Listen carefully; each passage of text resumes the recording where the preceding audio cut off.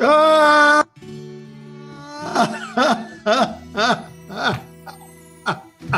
What? What? I love it. Is that, Do you wear that in public now? that's a real one. That's pretty cool to wear in public. Is that a real mustache? Where did you get that? Is that a real mustache? That's pretty cool, man. I like that.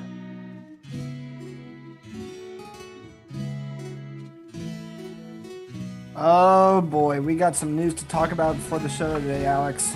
Oh, really? What's up? What's up? I got some news to talk about on the show today. Okay, well, maybe we're going to talk about it on the air, or you want to? Oh yeah, I mean Arizona's basically back on shutdown. Oh, yeah, I heard about that. Cirque du Soleil is probably out of business. Neil was just telling me that. I was out on the balcony with him earlier. And yeah, Arizona's got shut down. They shut down. It's only for 30 days, but they shut down. They say it's only for 30 days. They say that. They shut down bars, theaters, gyms, and water parks. Yeah, I heard the And the start of the school year. This is going to be on my Facebook page, right? On my home page. Not my home page. It's going to be on the home page, right? Yes. The Pistoleros are officially no longer employees at Trail Dust Town. The Pistoleros are no longer going to have a show? Jerry, Noah, Travis, and I are officially no longer employees at Trail Dust Town as of yesterday. They said time to be sure, but be blessing to know that we have your support. Another big thank you to all who have already donated here. If you attend our live event, please continue to share the fundraiser, and we are getting close. The people following have donated the PayPal and in person. We are so grateful. Blah blah blah. He said that they're getting close to what? If they're not going to be there anymore, what are they getting close to? They're $10,000 they need to save the show. Oh, how are they gonna? If they're not gonna work there, how they save the show for 10,000?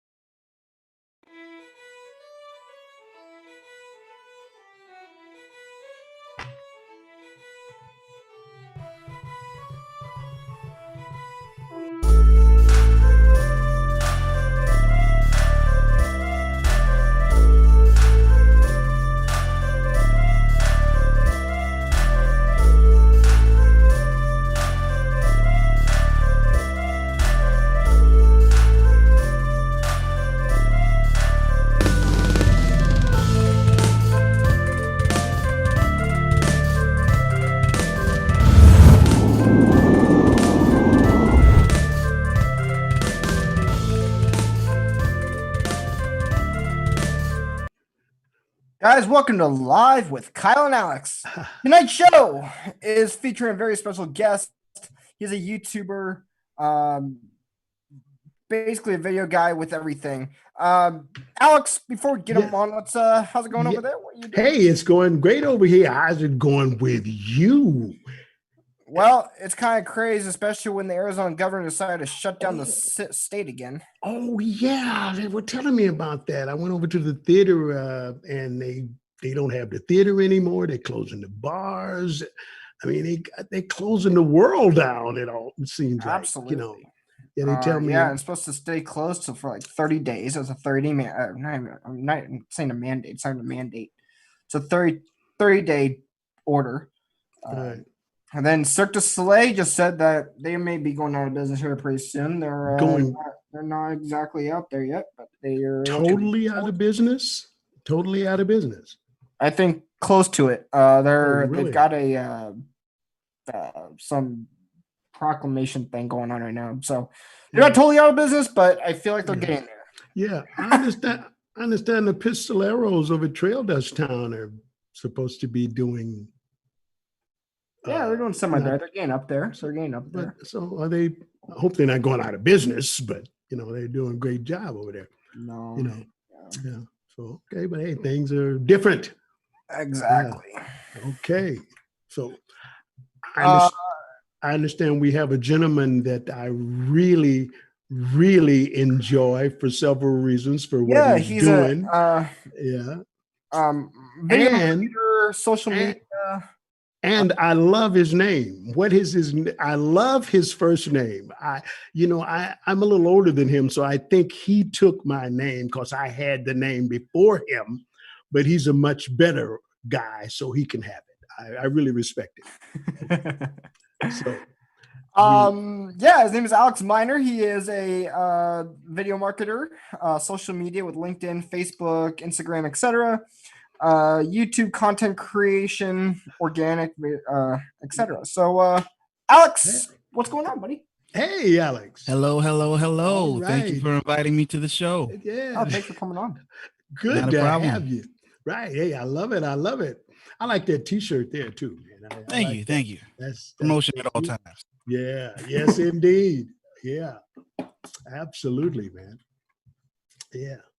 Real quick, I know I forgot to say this, but you can call in the show, you can talk to us, you can text us, kind of get involved with the show as you wish. And that number you can call into is 520-214-4439. And then you can also chat it on YouTube or whatever platform you're watching on. All right. That's another thing that's happening today as well. So let's flood Alex with some calls and some questions. Let's do it. And tax his brain, make him work tonight and give us some great answers because I know he's packed up with those answers. I love to talk. I'm here. All right. We want to hear it. Trust me. Alex, you want to kick off with the first question? Yeah, hey, absolutely. Yeah, actually, I just wanted to know, I think everyone probably wants to know, why should businesses focus on LinkedIn? Well, there's a huge opportunity on LinkedIn right now for business owners and businesses in general, but especially business owners and people trying to grow their personal brand. In the last, I want to say 5-6 years, LinkedIn has really started to focus on content creation because they're trying to grow the platform, make it more than just a resume site, which traditionally has kind of been regarded as, but it's really way, way more than that now. LinkedIn is kind of where Facebook was 5 years ago, where they're bringing in new features, they're adding a bunch of stuff, video's a thing now on LinkedIn, and the fact is that only about 1 or 2% of the about 600 or 700 million people who are on LinkedIn create content on a weekly basis. And that's just posting once per week. So if you just start posting once per week on LinkedIn, you're already in the upper echelons. If you start posting multiple times per week and do that consistently, you're instantly skyrocketing yourself into the top 1% of the platform. And if you decide to start doing video, now you're getting into an even smaller, classier group. So there's really a lot of opportunity on LinkedIn. LinkedIn advertising is becoming more of a thing.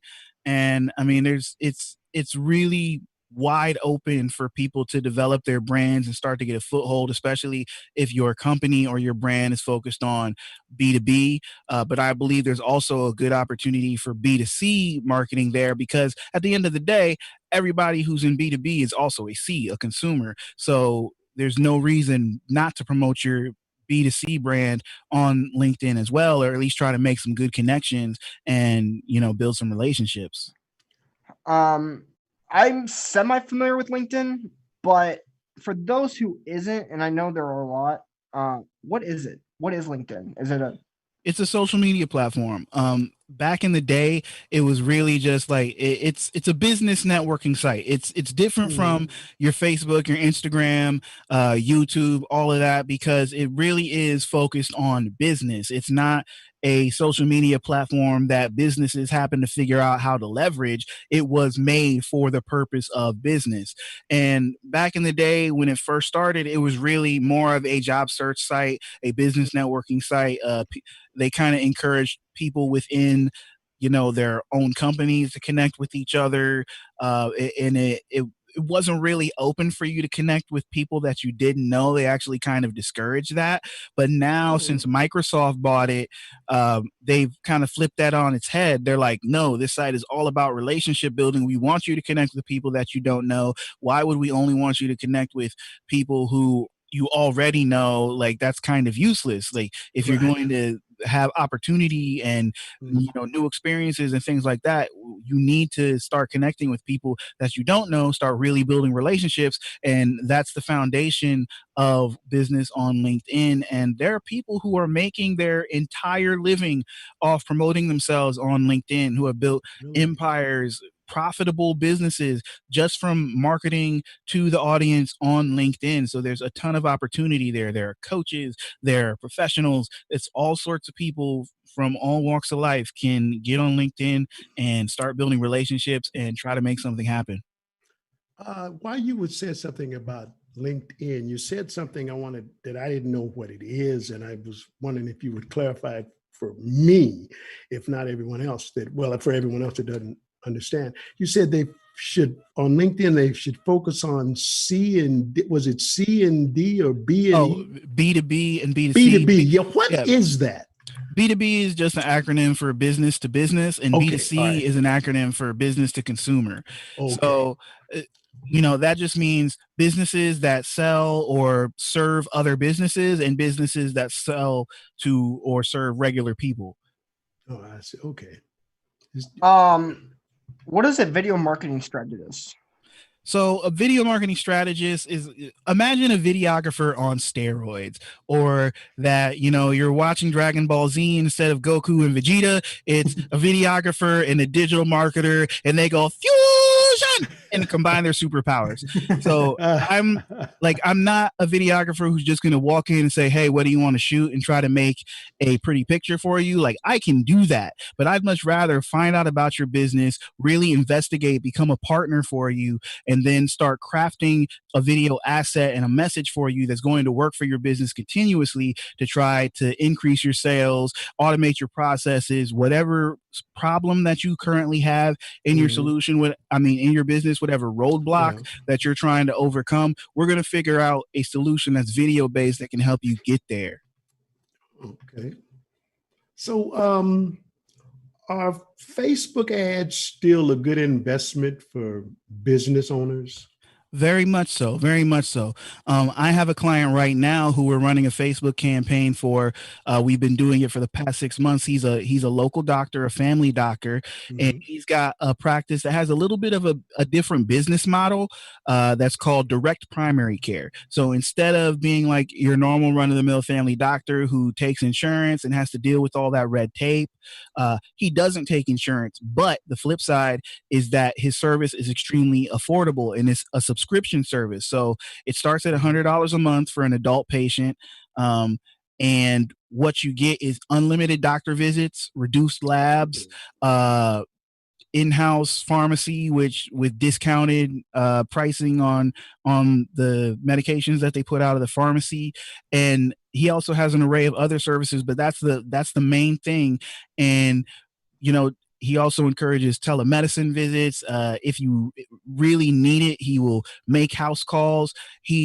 And he was having a hard time communicating that to people. So we did a video for him. I called it a video business card, and that in 3 minutes just really broke down his business, showcased his values, showed how much he cared about his patients, and really pushed the value of his subscription service. And we've been running that video as a Facebook ad for the past 6 months. When we started, he had 100 patients. Now he's almost at 250 patients. And when we first met and even started talking, and I asked him where it was that he wanted to go, he was like, I need to get to 300 patients, because at that point I know that I'm good financially. Like, I don't have any worries. And so now, the last time I talked to him, when I'm a couple days ago, when we were talking about his next campaign, and I hadn't even gotten the update on him being at 250 yet, I was like, yeah, so we crossed the 200 mark, and I'm sure we can get you to 300. He's like, bro, we're already at 250. 300 is right around the corner. And I'm like, oh, that's awesome, man. That's what you want when we start. He's like, yeah, but I can cap out at 600. So he's raring to go. And we only have a $500 a month ad spend. Really? Yeah. Oh, hey. He's only spending $500 a month to run that ad, and he's seeing massive results. And the other reason that right now might be an especially good time to start thinking about Facebook ads is, I don't know if you've been paying attention to the news, but there's this thing going on where gigantic brands like Pepsi, Coke, Starbucks are pulling out of all their Facebook advertisements because they don't want to be seen as greedy or, trying to take advantage of the pandemic and things like that. Yeah, it's been all over my feeds today. I Coke, Pepsi, Starbucks, they're pulling out of their they're saying they're chucking all their Facebook ads. They're stopping advertising on Facebook because I think, Mark Zuckerberg and that crew are still having a few public issues. Public image problems, with everything that's going on with them. And so that's leaving a huge hole in Facebook's finances, which to me, if things go the way they kind of should go when it comes to free markets, that should mean that Facebook ads are going to become cheaper for the foreseeable future, because now you've got these powerhouses that are usually dumping a lot of money into ads on the platform, pulling out. That should make things cheaper for everybody else, because now there's not as much competition for that inventory. Right. You know what? It sounds like to me, folks, we all need Alex Miner and I Am Media. His company, I Am Media. You got to remember that. Alex Miner. Good. You can find me. Good, man. Yeah, absolutely, man. Sounding good. How can I start creating content for small businesses like me, or, Simplest thing is to pull out your cell phone, point it at yourself, and start talking. A lot of people struggle with getting started and creating content, and there's a fear of judgment. There's a fear of rejection.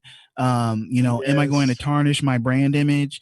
Do I actually have anything relevant to say? Well, if you've been in business for any amount of time and you are an expert in your field, you definitely have tons and tons that you should be able to say. You've just got to break it down and make it into bite-sized pieces that are easy to digest. Because the thing is, when you've been an expert in a field of any sort, like I just posted a piece of content on LinkedIn today that was from a coaching session I had with a personal stylist out in LA, and she was struggling with the same thing. She's it's the pandemic, she can't necessarily go to all her clients. She's pivoting in her business, doing personal styling sessions via Zoom and things like that, and she's trying to figure out how to promote that. And I'm like, lady, you have so much knowledge. Like, you've been doing this for 10 plus years. The things that you don't think about anymore because they become instinct, because they are just a natural part of your process, those are things that regular people have no clue on. Those are the reasons that people hire you. So if you can start to break those things down into their basic form and start talking to people, relating them these things in 2-minute videos, you're quickly going to show your authority. And if you're doing that consistently, you're going to build an audience that knows the value that you have. So it's really that simple. Like, start with the basics of what you do, break that into short videos that are easy for people to consume. They don't have to be high production value. You don't necessarily need to hire a guy like me to come in with the fancy cameras and the lights. You know, if you don't have lights, stand next to a window that's getting good light, or go outside, because sunlight is free and it's the best light source in the world. Yes, it Um, is. and will make a lot of cell phones look like $1 million. Yeah. You know, like especially these new iPhones and stuff. My wife is shooting her content right now with an iPhone 8. And sometimes I'm looking at that footage because we usually she's like a what do they call her, a plantstagrammer. She does a whole Instagram thing about plants and gardening and stuff. And when I go out and I shoot her stuff in her garden, like I'm floored by the quality that comes out of that 2-3-year-old phone. You know, Yes. like there's Yeah. still a lot that you can do with a cell phone. And the thing is, you can record the content or take pictures if pictures are your thing, edit them on the phone, upload them to the cloud or to the platform of your choice, edit. You know, there's tons of apps and software. Like, you are walking around with a studio in your pocket, most of us. Yeah. Like, and that's really all you need to get started. There are people with huge brands, huge social media followings, who are still shooting with a cell phone. They're not Right. hiring guys like me. They're just being consistent, figuring out what it is that their audience likes, getting just enough gear to get the job done. But then it's really just about what it is they're actually saying, the value that they're actually bringing. And so you can do a lot with just a cell phone. And if you do want to jump into the, you know, the Facebook, the advertising pool, you know, trying to bring some of that paid traffic, because it's a really good way to jumpstart an audience. If you're putting out content without the intent of selling something, if you're just doing it to build brand awareness, you can spend as little as $3 a day and make a big difference to your business. Yeah. Yeah. This actor friend of mine, Andre Campbell, he just shot he's doing a web series, Yo-Yo's World on I don't remember what it is, but I saw the first episode. It looks like a Steven Spielberg type film, and he did it on his phone. You are absolutely right. The quality and everything on his phones are amazing. Look, there have been a couple of major motion pictures that have seen nationwide theater release that were shot on iPhone. There are a few really high production value movies on Netflix that were shot on iPhone. And the thing is, these directors, they did it just to see if they could. You know, and even one of the last ones that came out in theaters, I can't remember the title right now, but it was a horror film.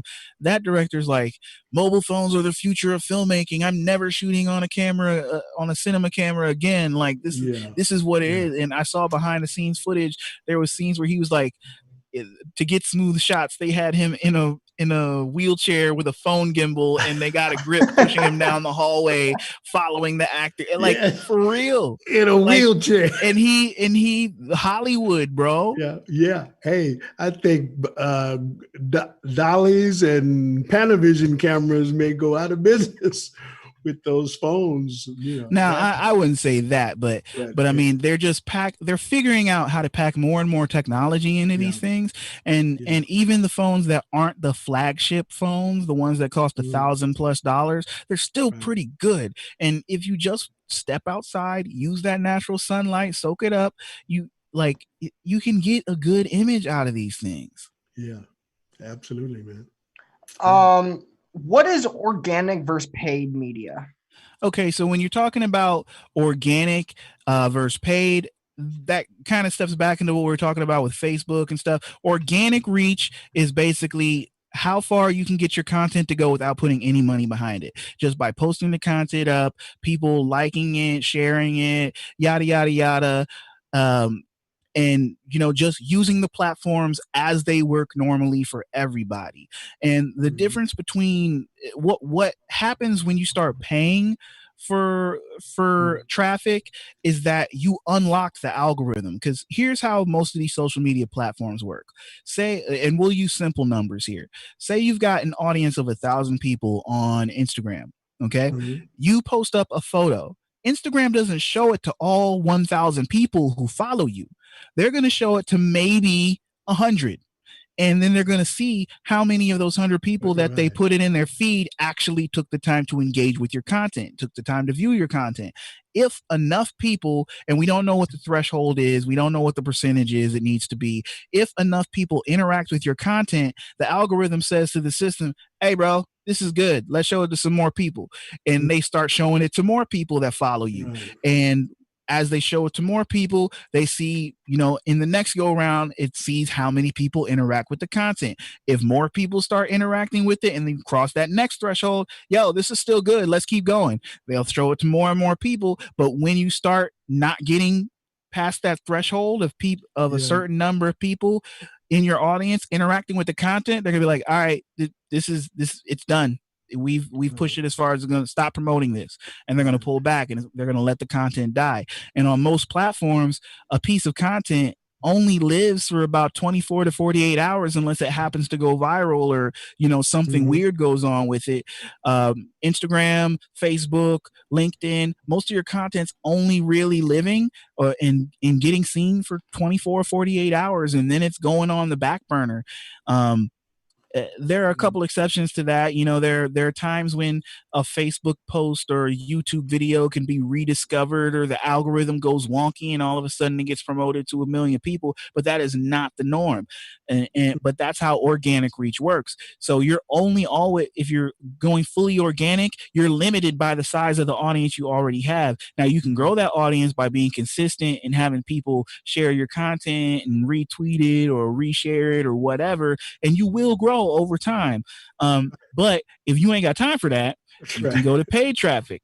And what paid traffic does is it allows you to target people based on different characteristics. It can be demographics, it can be age, race, gender, occupation, interests, all these sorts of things. Depending on what platform you're on, you can start targeting people.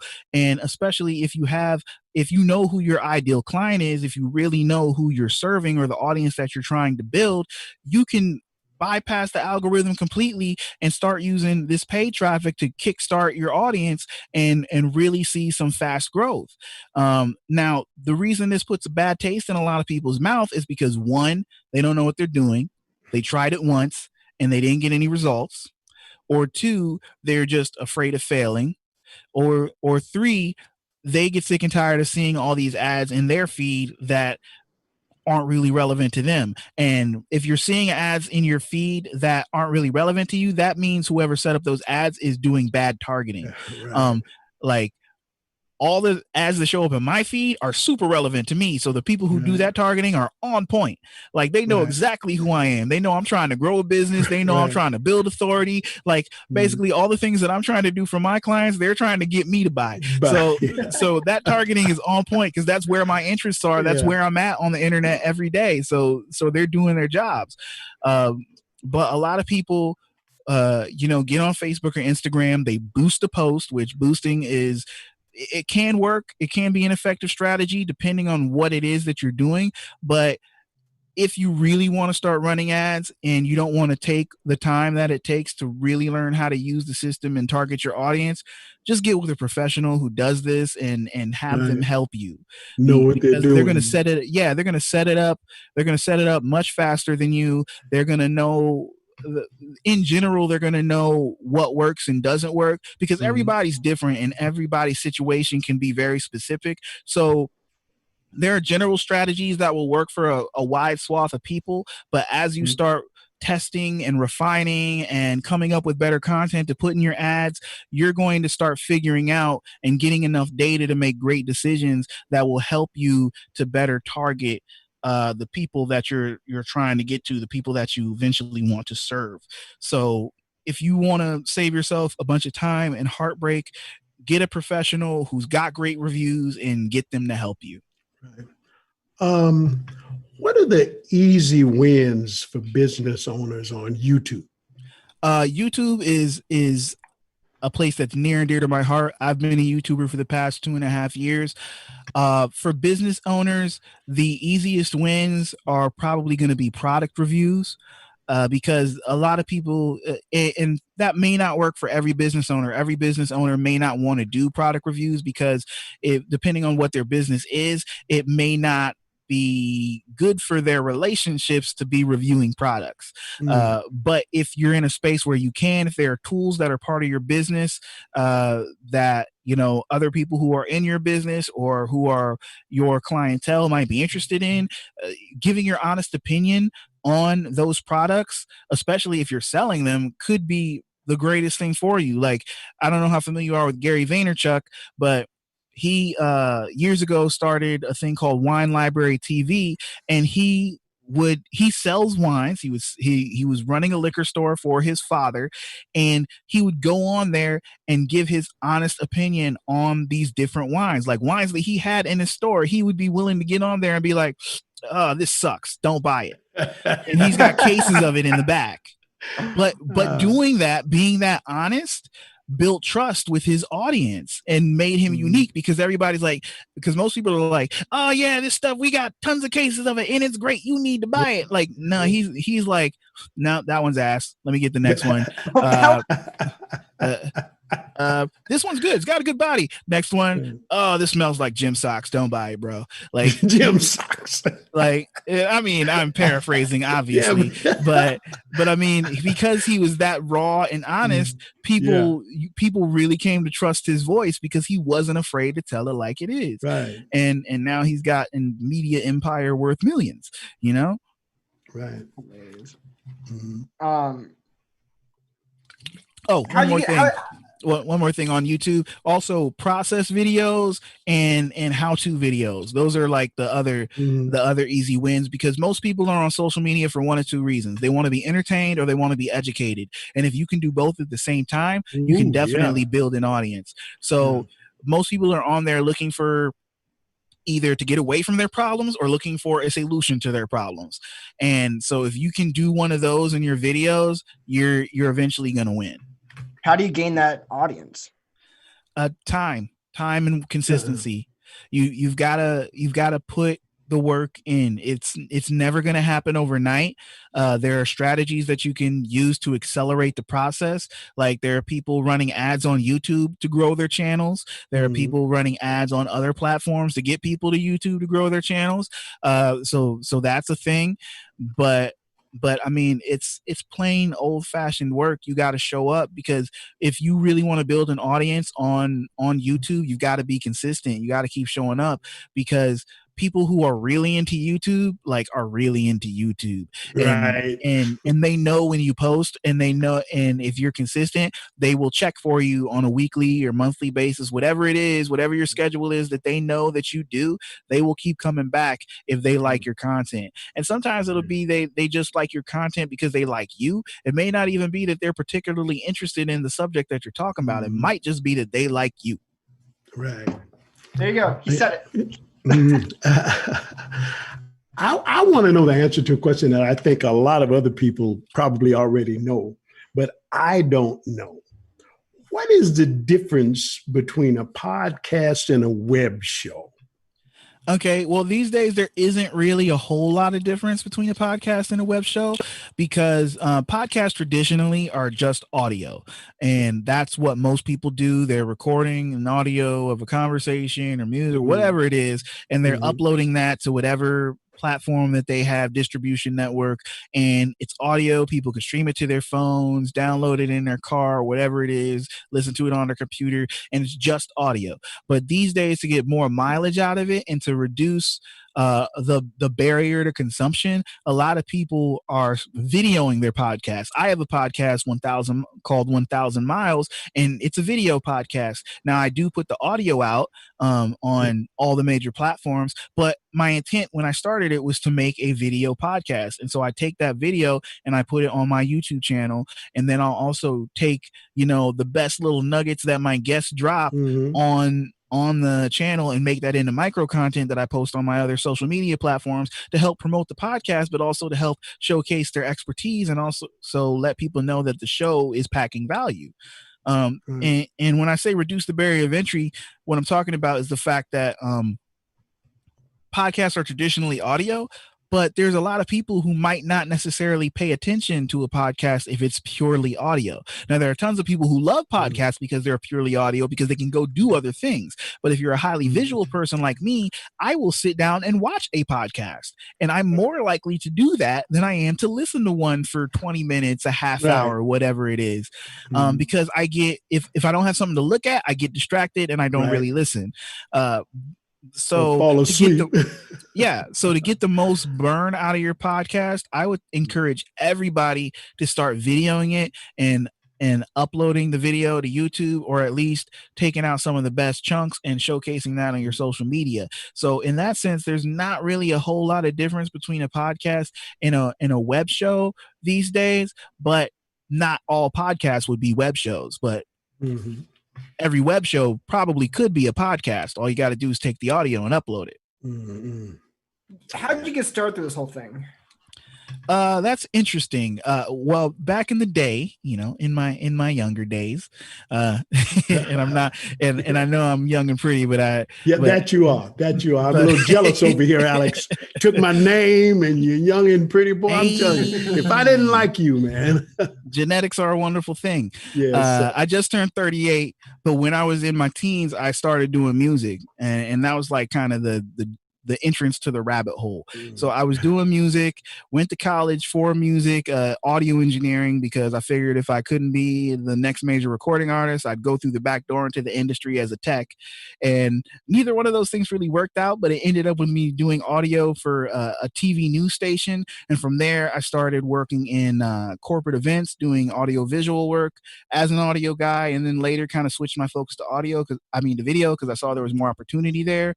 Started doing camera work, became a video engineer, projectionist. So all those big corporate conferences and yearly business meetings that aren't going on right now because of COVID-19, I used to make money from those. Used to make good money from those. And I'm kind of bitter.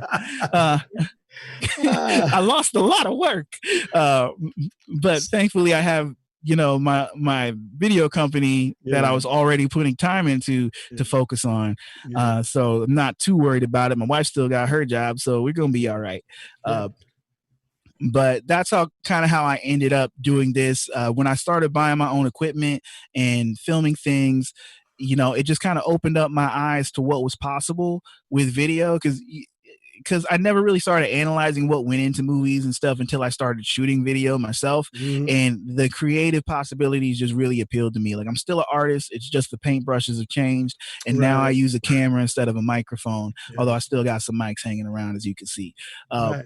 So somewhere along that journey of diving into video, the, possibility of making video for businesses came up, and I don't remember where this concept came to me or where I found it, but I was really intrigued. And at that point I was starting to get into documentary work, and a lot of the films or a lot of the video content that businesses needed was very similar to documentary work. And so I was like, oh, I can kill two birds with one stone here. Like, I can actually get paid, because it's hard to make a living in film, Hollywood type, but I can actually get paid, find my own clients, do work that is valued and valuable, and do what I want to do, which is have a camera in my hand.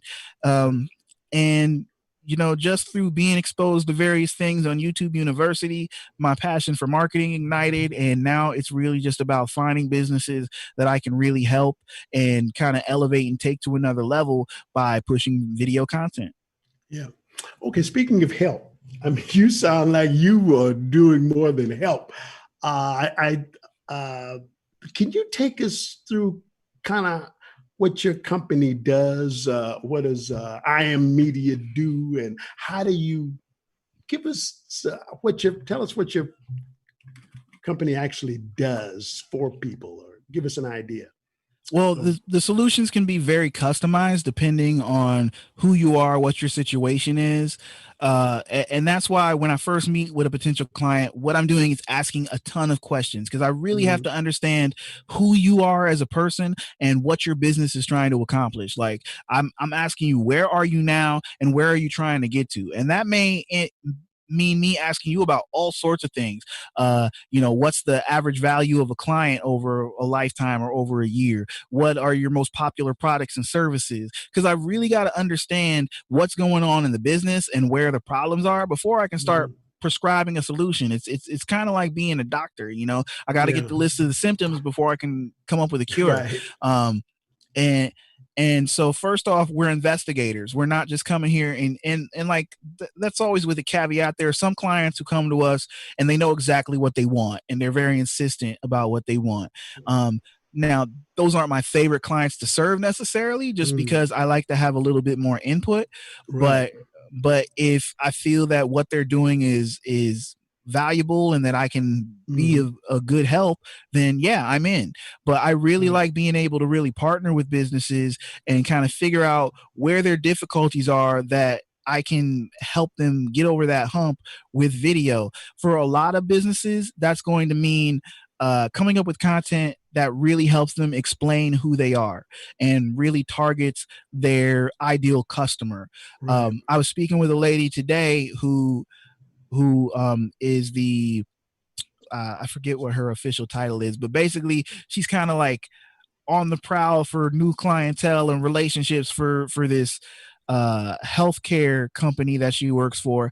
And when you first encounter this company, you probably think that they're providing in-home nurse care, but that's in nurses to go to people's homes and help out with things, elderly, yada yada yada. But that's not really what it is. They're not a medical services company. They're home care. They're a home care company, and that's a big difference. Not only is there probably a big difference in cost, it's a big difference in what they do and what they don't do, because a lot of these medical service providers will probably send a nurse to your home. They'll do your medications. They'll do all the medical things that you need, but they're not going to just keep you company. They're not going to help you cook meals. They're not going to, do grocery shopping for you. All these sorts of things her company can and will do, and will fill in the gaps of medical care, of hospice care, of all these other things. And like, I had heard of her company. I had known another lady who had worked for it, but I had no idea that was the expanse of their services.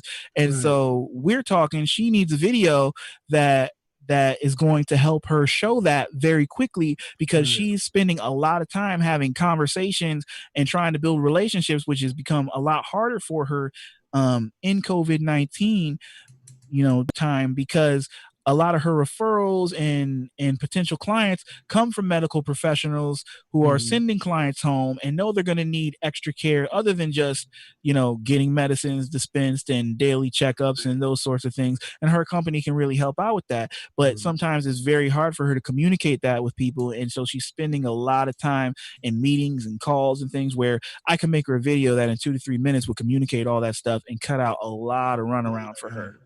Absolutely. Yeah. You mentioned you're a filmmaker, an award-winning filmmaker. What have you done any like movies? Independent films, like low budget independent films, nothing major. And I say award-winning filmmaker, it's kind of presumptuous. What I mean is like some film festival awards, but I mean they're awards. Yes. So yeah, and I mean when most people say they're an award-winning filmmaker, that's what they're meaning. They went to a film festival and got some sort of award. Hey, I was in the movie business 50 years. I know exactly what you're saying.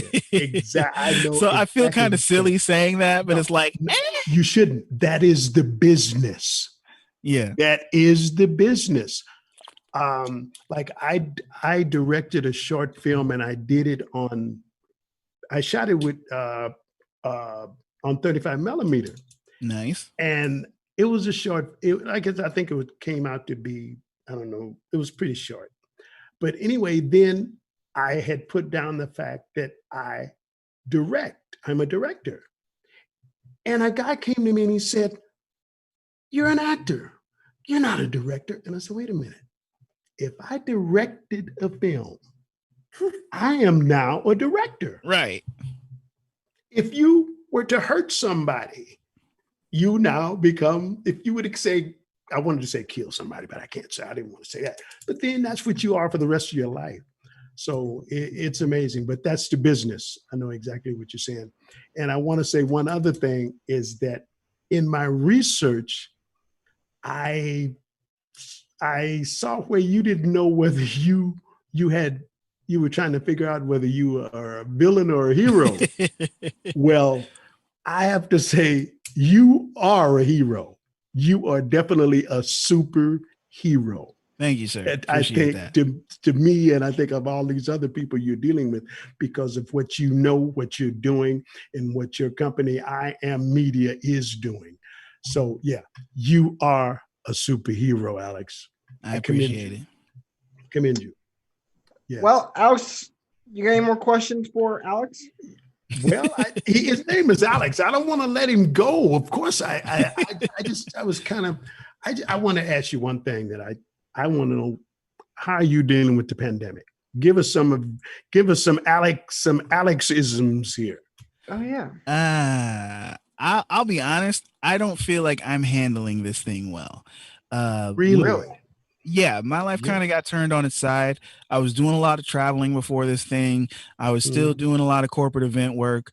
Because even though I've been really focusing on growing I Am Media and doing more marketing work over the last couple of years, I was still getting a lot of calls for the corporate event space, and because I got relationships there that I've been building for 8 years, and so even though I wasn't out there calling people, people were calling me. You know, in the last year, I've been on 2 music tours with international K-pop acts. I've traveled from coast to coast several times. You know, like right before the shutdown order started coming into effect, I had just been on another little corporate tour that had taken me across the country from LA to DC and back. And so you know, all that came to a crashing halt. All the Yeah. work that I had lined up in that space went away. And so I had to do a lot of thinking, and you know, I'm like, all right, I guess this is a sign. I just need to double down on I Am Media and really focus on, you know, my clients here, and try to do the best for them that I can. But then also, you know, I've got 2 young kids. I've got a 4-year-old and a 7-year-old, and all of a sudden my son can't go to daycare anymore because Yeah. we don't want to risk him getting something Exactly. and bringing it home. My daughter's school is shut down like all the other schools. And you know, she's in the middle of first grade, and now she's at home and having to figure out how to do school on the computer full time as a first grader. And you know, the schools Ooh. don't know what they're Yeah. doing because they're not set up for that. Like, they were never meant to be online. And then, you know, just everything. And so dealing with all of that, it's been a lot. Yeah. It's been a lot. I have my I good bet. days. I have my bad days. I had a period of about a week and a half where I just stopped. Like, I had to stop Wow. everything. I was wrung out emotionally. I didn't know how to deal with my kids. I didn't know how to deal with, you know, the change in my work situation. And I basically sat and binged Netflix for a week and a half because I was just like, I can't deal. Needed that break. So I mean, yeah, like I couldn't consume any more content. I couldn't create any content. I was just in a bad spot, and I had to sit and like not think for a week and a half. Okay. Yeah. And I came back from that feeling better. But then it's back to figuring out, all right, money's not going to last forever. Yeah. Start bringing in some more income. What can I do? And so I'm still kind of in that place. Like, I've had some good clients who have come back around and been like, yo, we need more work from you. And so I'm serving them to the best of my ability and trying to figure out new strategies and new streams of revenue that I can start generating. Just like a ton of other business owners are doing during this pandemic. And I'm pretty confident that I'm going to come out the other side stronger. But this thing ain't over. People No. are still dying. My sister-in-law and her boyfriend got COVID-19 a few Oh weeks wow. ago. They're fine. right now. She's recovering. They didn't have to go to the hospital or anything, but it's scary. It made it really hit home because my father-in-law, he's really sick. He has been for the last couple of years, and before she got her diagnosis, she had been seeing him fairly regularly. Right. And my mother-in-law, they're not, my mother-in-law and my father-in-law aren't together, but she had been seeing both of them because they live in the same town. They live about 3 or 4 hours away, and so like that was scary. Oh, very. The fact that she had been visiting that, she was seeing them on a regular basis, and now all of a sudden she comes down with COVID-19. She's worried about them, and luckily it looks like she didn't pass it on to them or anything. But that's scary. Yeah. With everything that's happening in the news, all the people that are the cases surging in Florida right now, like it's super scary. And so this thing ain't over. I'm thankful for the work that I'm getting right now and the clients that I'm able to help out right now. I'm just doing as much as I can and trying to dig in and build as much value and much goodwill with the universe as I can before this all shuts down again, because it's going to. Okay. Well, as closing here, I just wanted to just say, where can we find you? Where talk about your company. Where can we, if people looking for you? Let's talk again where we can find you. Give us some. All right. You can always get to me at iammedia.com. That's EYEAMMEDIA, like it says on the shirt. Love that shirt. And you can find me on I Am Media on social media, on Instagram, on Facebook. You can also look for me personally under the Alex Miner, THE Alex Miner, on Instagram, on Facebook, on Twitter. Yes, I'm still on Twitter, and I'm on LinkedIn. I'm a big advocate for LinkedIn, so just search Alex Miner on LinkedIn. I should be the only one that comes up, or the first one that comes up, because I know I'm the most active. All right, and full of knowledge, people. Full of knowledge. Well, Alex, once again, I appreciate you coming on and telling your story to us. Really. Hey, thanks for giving me the opportunity. Really appreciate it.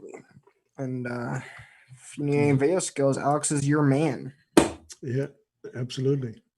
So, Kyle, what's happening for Friday? We know anybody for Friday? But we do have a show. I know that. Okay, all righty. We have a show. So let's call it a surprise. There you go. Like surprise for you. I love my surprises. That's why when I go out to a restaurant, I don't. Well, you know this about me. When I go out to a restaurant,